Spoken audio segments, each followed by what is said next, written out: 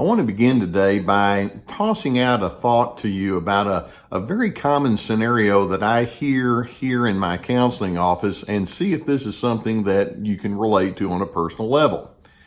Many times I talk with people in the aftermath of them having a very difficult relationship with a narcissist, and they'll say, boy, in the beginning, when I was getting to know that person, it was really nice. That person was into me, or they were helpful, and they seemed to be so courteous and friendly and all the rest.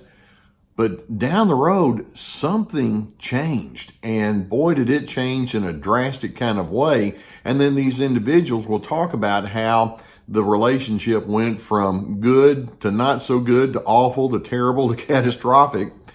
Many times, people can look back and see that narcissists, for the short term, can create a certain kind of impression that leaves people thinking, well, there goes a nice person, only to find out later on that what you see is definitely not what you're going to get.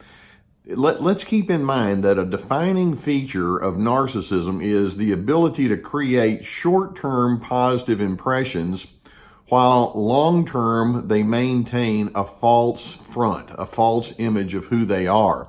And then once you're on to that false front and you begin asking questions, it gets pretty ugly.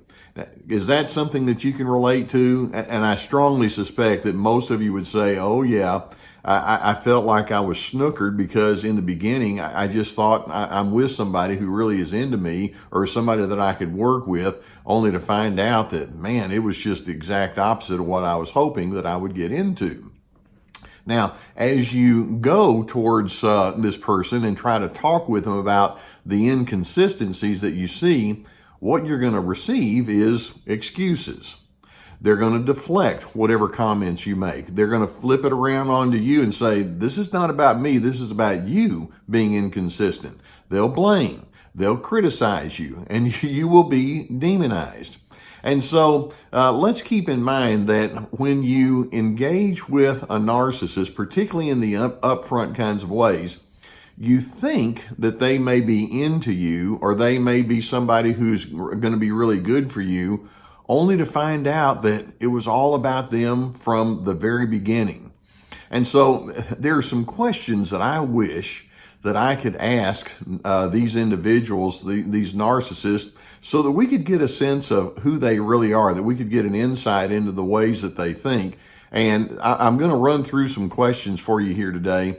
And I'm going to tell you up front, and you may have asked these same questions to the narcissist, you will not get a good answer. But by asking the very questions here, we're going to kind of get an idea of what's really going on inside that narcissist.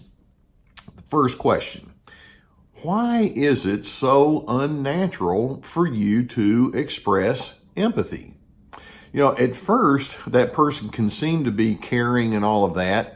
But then over time, you realize this isn't empathy. It's not like they want to know life from your vantage point so that they can engage more consistently with you. They don't have empathy. They want to know what's going on with you so that they can figure out how best to manipulate or exploit you. That's not empathy. Or another question: why is it so difficult for you to apologize or admit wrongs? I've never known a person that does everything 100% right. Let's go ahead and be honest about that. Say you did something wrong, apologize, admit it. I'm willing to do so. Would you do so with me? Narcissists have a hard time doing that. Another question: what's on the inside of you that causes your anger to be so caustic? Now, we're going to have anger. When I say anger, frustration, impatience, annoyance, irritability. Healthy people know how to engage with that anger with other individuals in a way that still can maintain respect. Narcissists can't do that. Boy, once you tap into their anger, it's going to be ugly. And it's like, what's going on inside of you? Why would you need to communicate that in such a way that can destroy other people? That being said, I might ask another question. What do you find is what is there to gain by insulting other people and calling them names? Why do you feel such a need to criticize people? We're all going to have moments where people can annoy us and bother us, and we can say, well, this doesn't work and I'd rather have that. Why the insulting stuff, though? Why the condescension that goes with it? What's on the inside of you that prompts you to be that way? They won't have a good answer there. What they'll say is it's the other person's fault. Another question. Why is it so impossible for you to receive guidance? There are times when I don't know certain things, or there are times when I might need somebody to show me the way, whether it's on a personal front or about a task that I'm doing. I can say to somebody, hey, help me out here. I'm not real sure what's going on here. Maybe you can help me. Narcissists don't want to receive guidance from other individuals. Or another question. How did you conclude that lying or playing games with the truth would be acceptable? And why do you keep secrets? And why do you not disclose flaws or mistakes? These individuals have a hard time with just straight up truth. The truth is, well, what I need it to be right now, tomorrow may be different. Or what is it about power that seems so appealing to you? Now, we want influence, but influence can come without having to be overpowering toward other individuals. The narcissist loves to be in the power position. Or how about another question? Why are you so indifferent to the emotions of other individuals, whether it's their joys or their pain and everything on the in between? Why does that not seem to move you or create a certain curiosity in you? Or when it's clear that you have done something wrong or that you feel incapable, what's so difficult about saying those words? I could use some help.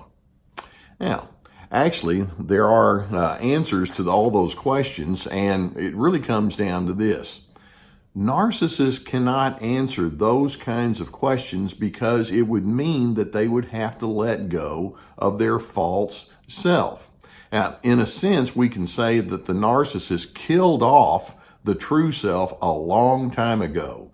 They determined through who knows what kind of experiences that this world is not a safe place, and there is no way that they want to reveal all the other kind of stuff that's going on inside. Basically, in the way that they relate, they want to create this positive impression towards other individuals, and they hide all that other kind of stuff. And in essence, they're saying, I can't allow you to see my needs. I can't allow you to see my frailties. I can't allow you to see my limitations. I can't allow you to see my mistakes. I can't allow you to see my emotional inconsistencies. I can't allow you to see my confusion. I can't allow you to see my insecurities. I can't allow you to see my woundedness, because that would just make them, a regular person like everyone else.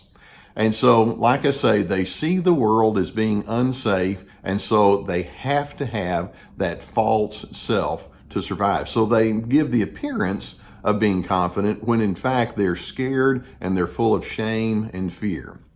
So the implication for you as you move forward and try to interact with other individuals and try to discern if this is someone that you need to be close to and draw into your inner circle, look for certain kinds of characteristics or ingredients that would tell you if this is someone that what you see really is what you get, or perhaps not. For example, look for characteristics like curiosity.